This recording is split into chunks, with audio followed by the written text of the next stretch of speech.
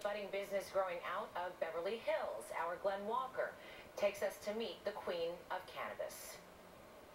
She's known as the Martha Stewart of marijuana and has an empire valued at $1 billion. Now the local woman of weed is lighting up her success secrets only on KTLA.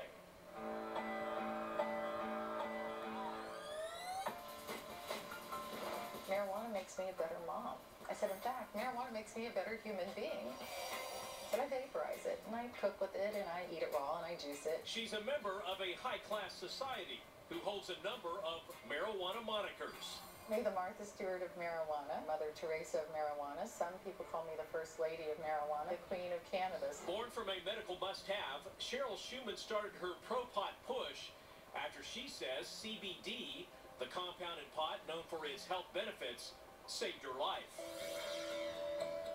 I was diagnosed with ovarian cancer in 2006.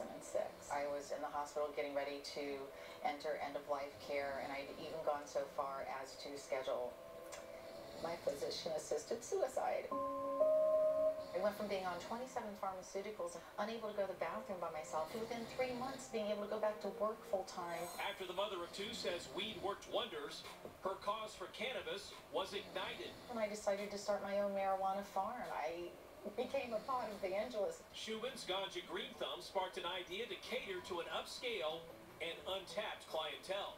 See, in Beverly Hills, dispensaries are actually banned. What we started doing, I would have these mansion parties. I see cannabis tastings very similar to wine tastings. The budding Beverly Hills Cannabis Club just topped its 20th anniversary, and now she's planting a new seed. Women are the natural evolution to Cannabis 2.0. And my plan is to empower those women, women out there who are in dead-end jobs, who want to reinvent themselves. The people who are in this today will be the millionaires of 2016. But is this pipe dream all smoke and mirrors? According to a recent study from researchers at Washington State University, females build up a tolerance to the grass more easily. Marijuana has this intoxicating effect. And addiction specialist Joanne Sprecher of the Discovery House insists this should serve as a weed warning.